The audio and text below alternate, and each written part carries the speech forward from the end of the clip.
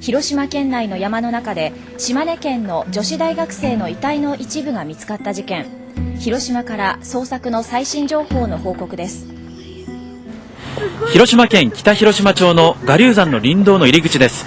今日の捜索は午後5時で終了し、私の後ろに張られていた規制線も現在は解かれています。Seperti yang barusan kalian dengar ya, di video ini terdapat suara seorang wanita yang sedang merintih dengan bahasa Jepang yang kira-kira berbunyi Sugoi katta doshite watashi dake, yang dimana memiliki arti sebagai sakit sekali, kenapa hanya aku? Video ini diambil di salah satu program TV lokal yang sedang melakukan siaran langsung di tempat TKP pembunuhan, yang dimana dari rekaman itu secara tidak sengaja mengambil suara seorang gadis yang sedang merintih dan menangis sambil mengatakan kesakitan. Setelah aku cari-cari tahu ya, suara apakah ini? Ternyata suara ini berasal dari seorang gadis yang bernama Hirauki Miyako. Hirauki Miyako sendiri adalah seorang pekerja baru waktu yang bekerja di sebuah toko es krim. Dia ini juga merupakan salah satu mahasiswi di suatu kampus yang ada di Jepang. Untuk keseharian dari Miyako ini, biasanya setiap pagi dia akan mengikuti sebuah kampus ataupun kegiatan belajar mengajar yang ada di kampusnya. Lalu setelah dia belajar, dia itu biasanya langsung pergi ke toko es krim yang dimana menjadi tempat dan lokasi dia bekerja. Lalu ya, setelah dia bekerja, biasanya dia itu akan baru balik ke asrama kampus pada pukul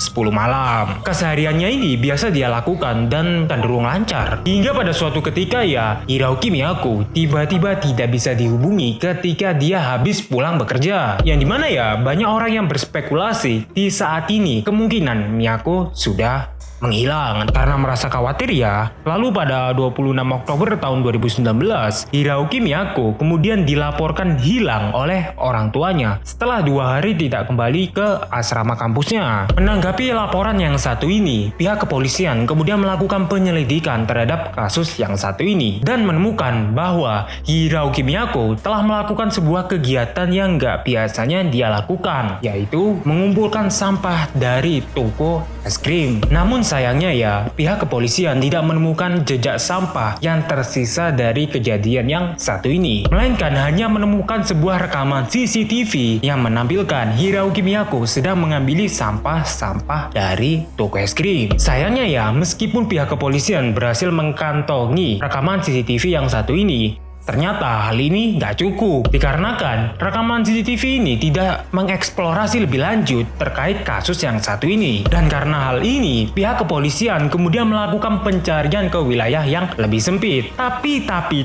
sayangnya hasilnya tetap aja nihil. Sebulan kemudian, pada November tahun 2009, seorang pria menemukan kepala manusia yang terpenggal di Gunung Garyu di kota Hiroshima. Polisi kemudian memeriksa DNA dari kepala yang satu ini dan menemukan bahwa kepala itu milik seseorang yang bernama Hirauki Miyako. Polisi juga mulai mencari bagian-bagian tubuh dari gadis yang satu ini dan mulai menemukan kepala, tulang paha kiri, tubuh penuh luka, sayatan di dada dan organ dalam yang menghilang. Polisi juga menemukan pergelangan kaki kiri dan pergelangan kaki kanan tanpa tulang yang putus, tapi beberapa persendiannya juga ikut lepas. Demi mempercepat terungkapnya kasus yang satu ini, pihak kepolisian juga ternyata melakukan sebuah sayembara yang dimana barang siapapun yang berhasil menemukan pelaku ataupun mendapati informasi yang kuat terkait kasus yang satu ini akan mendapatkan sebuah hadiah yang cukup menarik. Tetapi sayangnya ya, sayembara ini tidak cukup untuk mengungkap kasus yang satu ini dan membuat kasus ini akhirnya terbengkalai hingga 7 tahun lamanya.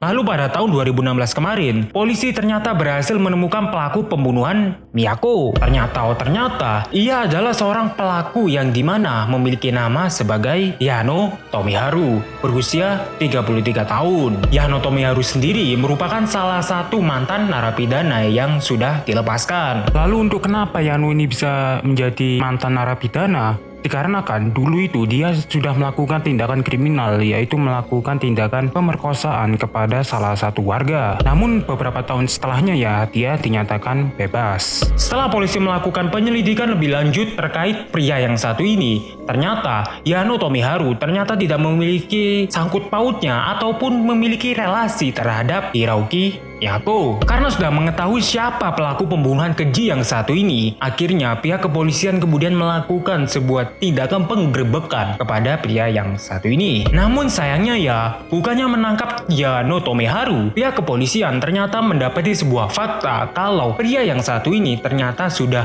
meninggal 2 hari setelah melakukan pembunuhan kepada Hiroki Miyako. Untuk penyebab kenapa Yano ini bisa tewas, ternyata hal ini bisa kita jawab secara mudah. Dikarenakan 2 hari setelah kejadian ataupun kasus pembunuhan dari Miyako ini, tepatnya pada 8 November, Yano ternyata ditemukan tewas dalam kecelakaan yang berapi-api di jalan tol Chugoku di Yamaguchi yang juga merenggut nyawa ibunya. Pihak kepolisian yang menyelidiki kasus kecelakaan dari Yano ini ternyata mengungkapkan kalau Yano ini tewas bukan karena kecelakaan murni, melainkan memang disengaja alias tengah melakukan tindakan mengakhiri hidupnya sendiri. Hal ini ternyata diperkuat oleh sebuah bukti TKP yang dimana nggak ada tanda-tanda roda tergelincir ataupun rem yang sengaja diinjak, yang dimana hal ini juga semakin memperkuat kalau Yano ini sengaja mengakhiri hidupnya sendiri usai melakukan tindakan pembunuhan. Karena fakta ini, pihak kepolisian kemudian berhasil menutup kasus yang satu ini walaupun memiliki ending yang cukup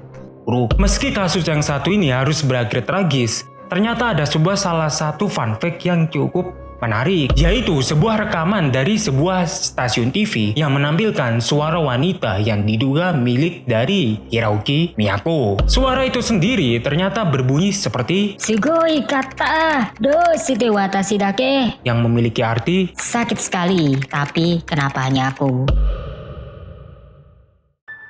So, itu adalah kasus supernatural yang berasal dari rekaman siaran langsung TV lokal yang ada di Jepang. Kalau kalian suka, kalian bisa klik tombol subscribe dan nyalain loncengnya juga. Karena di video berikutnya ini, aku bakal ngebahas sebuah kota yang hilang dan memiliki peradaban yang jauh lebih maju dibandingkan kota-kota yang ada di dunia. Dan tentu saja ya buat kalian yang sudah request akan aku bikin videonya. Jadi tenang aja buat kalian yang request buku Eno atau apapun itu, kalian sabar aja karena ya akan aku bahas di video selanjutnya. Terakhir, nama aku Rafli and I'll see you guys next time. Good night.